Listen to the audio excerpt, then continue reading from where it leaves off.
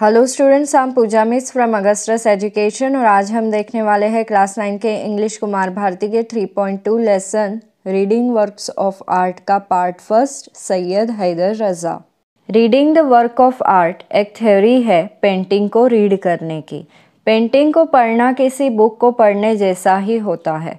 फ़र्क सिर्फ इतना होता है कि बुक में सब कुछ सीधे सीधे लिखा होता है जिसे हम आसानी से पढ़ सकते हैं, और पेंटिंग में सब कुछ सिंबल्स के फॉर्म में होता है जिसे समझने के लिए हमें ध्यान से पेंटिंग को देखना पड़ता है। इस लेसन में हम सैयद हैदर रज़ा के वर्क ऑफ आर्ट को जानेंगे। तो आइए बढ़ते हैं लेसन की ओर। बच्चों, सैयद हैदर रज़ा एक इंडियन पेंटर थे। सैयद हैदर रज़ा का जन्म 1922 में Kakaiya village, central province, British India में हुआ था, जो कि आज की तारीख में मध्य प्रदेश में आता है।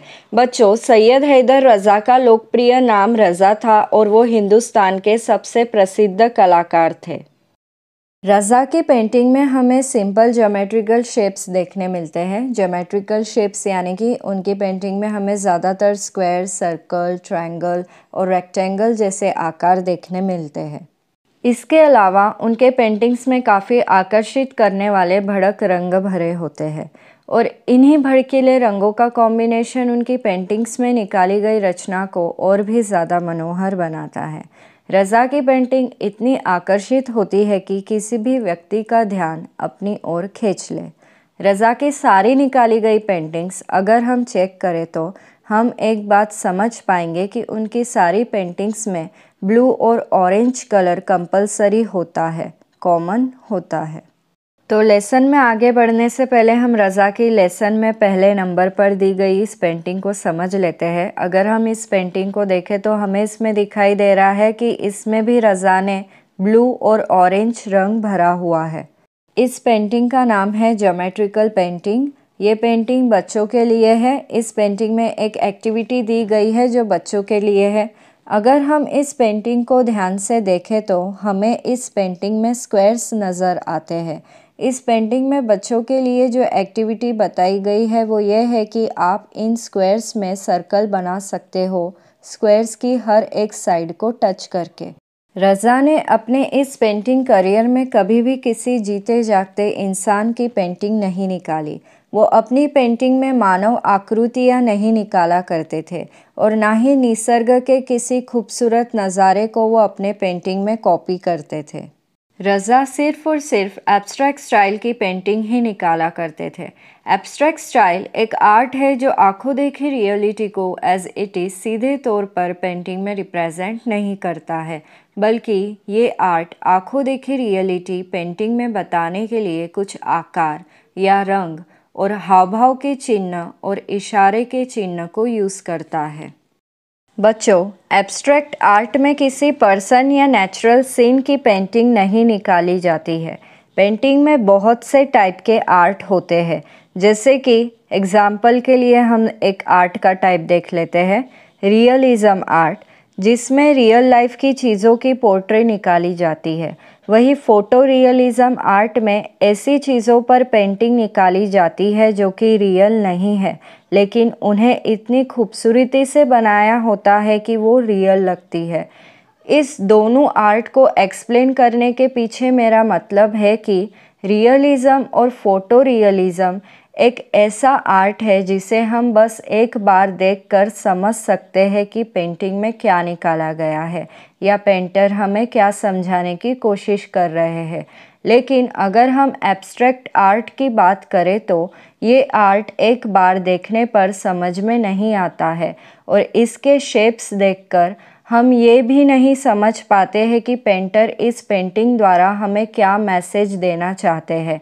एब्स्ट्रैक्ट पेंटिंग हमें रियल लाइफ की कोई चीज़ रिसेंबल नहीं करती है। एब्स्ट्रैक्ट आर्ट में कलर्स इमोशंस को रिप्रेजेंट करते हैं और शेप ऑब्जेक्ट्स को रिप्रेजेंट करते हैं। एब्स्ट्रैक्ट आर्ट को समझना इतना भी हार्ड नहीं है, लेकिन इसे समझने के लिए हमें ओपन माइंड और बिग इमेजिनेशन की ज़रूरत होती है। इसके अलावा उनका आर्ट वर्क किसी भी एक्सटर्नल फैक्टर से इंस्पायर नहीं था। एक्सटर्नल फैक्टर जैसे कि पॉलिटिक्स, इकोनॉमिक्स, एनवायरनमेंट, टेक्नोलॉजी या फिर सोशल लाइफ, एब्स्ट्रैक्ट पेंटिंग तभी बनती है जब कोई कलाकार अपने दिमाग के अंदर के प्रकाश में झांकता है और अपने ख्यालों पर रोशनी डालता है, उन्हें टटोलता है। इन ख्यालों को, इमोशंस को और फीलिंग्स को एब्स्ट्रैक्ट आर्ट में circle, triangle, square, rectangles, lines या डॉट की मदद लेकर पेंटिंग में सजाया जाता है। एक विशेष कला के ज्ञान को यूज़ करके, एक प्रभावी टेक्निक अपना के। टेक्निक मतलब पेंटिंग को आकर्षित बनाने के लिए उसमें तरह तरह के रंगों को मिलाना, तरह तरह के ब्रशेस यूज़ करके, जैसे कि लाइनर ब्रश बारीक लाइन निकालने के लिए यूज़ करना, ग्लेज ब्रश ब्रॉड स्क्वायर्स निकालने के लिए और फिल्बर्ट ब्रश मल्टीपल लाइंस निकालने के लिए। रज़ा एब्स्ट्रैक्ट आर्ट के दोनों टाइप्स, बैलेंस और इम्बैलेंस की पेंटिंग निकाला करते थे। पेंटिंग में बैलेंस करना मतलब पेंटिंग के सेंटर में एक इमेजिनरी लाइन निकालना ताकि पेंटिंग के दोनों भी पार्ट्स इक्वल रहे, हॉरिजॉन्टली भी और वर्टिकली भी। वहीं पर इम्बैलेंस मतलब पेंटिंग के दोनों भी पार्ट्स इक्वल ना होना। रज़ा को अपने पेंटिंग बनाने की कलाकारी इंडियन आर्ट को सीखने से और इंडियन परंपरा को समझने से मिली। रज़ा को ये हुनर हिंदुस्तान की संस्कृति से और उनकी मन की गहराई की शांति से मिला। रज़ा को सभी ट्रेडिशनल इंडियन आर्ट जैसे कि वारली आर्ट, कालीघाट आर्ट और मधुबनी आर्ट जैसे फेमस आर्ट्स की भी जानकारी थी। रज़ा की पेंटिंग्स इतनी जीती जागती होती थी कि वो एक ही समय शांति और ज़िंदगी की भावना बिखेर देती थी। जब भी हम रज़ा की पेंटिंग्स को देखते हैं तो हमें पता चलता है कि रज़ा की पेंटिंग सिर्फ एक तस्वीर नहीं है, बल्कि बहुत गहरे विचारों का एक दृश्य रूप है। अगर हम एब्स्ट्रैक्ट पेंटिंग की जानकारी हासिल करें तो हमें ये पता चलता है कि बहुत कम एब्स्ट्रैक्ट पेंटिंग ऐसी होती है जो दर्शकों के साथ बातचीत कर पाती है। लेकिन अगर हम रज़ा की पेंटिंग की बात करें तो मानो जैसे रज़ा अपनी पेंटिंग्स में जान डाल देते हैं और उनकी हर पेंटिंग दर्शकों से संवाद कर पाती है और यही उनकी खास बात है। रज़ा का जन्म ककैया विलेज, मांडला डिस्ट्रिक्ट, मध्य प्रदेश में हुआ था। रज़ा ने पेंट करने की शुरुआत 12 साल की उम्र से कर दी थी। रज़ा ने आर्ट का शिक्षण चित्रकला महाविद्यालय नागपुर से किया था और उसके बाद जे स्कूल ऑफ आर्ट मुंबई से भी चित्रकला का शिक्षण किया था। 1950 में चित्रकला को और भी ज़्यादा डीप में जानने के लिए वो आगे के शिक्षण के लिए फ्रांस चले गए। फ्रांस में कुछ साल बिताने के बाद उन्होंने फ्रांस में ही ठहर जाने का फैसला लिया। उनकी पत्नी जेनी मोंगलेट भी फ्रेंच थी। अपनी पत्नी जेनी मोंगलेट की कैंसर से मौत हो जाने के बाद 2010 में रज़ा फिर से हिंदुस्तान लौट आए। रज़ा ने अपने काम से लोगों के दिलों को जीत लिया और उन्हें काफ़ी सारे नेशनल और इंटरनेशनल अवार्ड्स भी दिए गए। रज़ा को हिंदुस्तान के 3 पद्म पुरस्कार, पद्मश्री, पद्म भूषण और पद्म विभूषण से सम्मानित किया गया। बच्चों, पद्मश्री पुरस्कार इंडिया का 4th हाईएस्ट सिविलियन पुरस्कार है। पद्म भूषण पुरस्कार 3rd हाईएस्ट सिविलियन पुरस्कार है और Padma Vibhushan 2nd highest civilian पुरस्कार है। सभी पुरस्कारों और सम्मान के साथ रज़ा की पेंटिंग आध्यात्मिक और आत्मविषयक धार्मिक ज्ञान देती है। इस भीड़ में भगवान को तराशने का रास्ता बताती है। बिंदु या पॉइंट रज़ा की सभी पेंटिंग्स का मूल आधार है। उन्होंने इन शब्दों में अपने काम का वर्णन किया। रज़ा ने कहा, उनका काम उनके मन के अंदर का अनुभव है, जिसमें न जाने प्रकृति के कितने रहस्य शामिल हैं, जिन्हें वो अपने पेंटिंग में बताते हैं रंगों का, रेखा का, स्थान और प्रकाश का इस्तेमाल करके। अब ज़रा रज़ा की बिंदु की पेंटिंग को समझने की कोशिश करते हैं। हम सब ने रज़ा की सारी पेंटिंग्स में एक बात तो नोटिस की है जो उनकी सभी पेंटिंग्स में कॉमन है, और वो चीज़ है बिंदु। बिंदु का क्या मतलब है? बिंदु एक प्रभावशाली आध्यात्मिकता बताता है। बहुत से लोग बिंदु को शून्य भी कहते हैं, बिंदु एक सिंबल है, एक ध्यान साधना का केंद्र है, जिस पर ध्यान देने से हमें इस ज्ञान का अनुभव होता है कि सृष्टि का निर्माण एक बिंदु से हुआ है और सभी जीवों का निर्माण एक बिंदु से हुआ है। बिंदु एक फोकल पॉइंट है एनर्जी और क्रिएटिविटी का।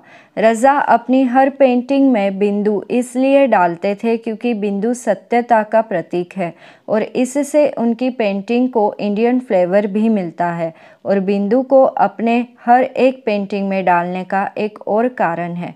जब रज़ा 9 साल के थे तब रज़ा के हेड मास्टर ने रज़ा के बेचैन दिमाग और आत्मा को शांत करने के लिए उन्हें एक बिंदु पर अपना सारा ध्यान केंद्रित करने के लिए कहा था।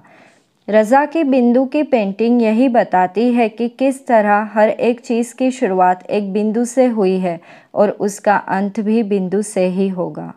रज़ा कहते हैं कि कभी कभी किसी कलाकार के विचार को शब्दों में बयान करना बहुत ही पेचीदा और कठिन होता है।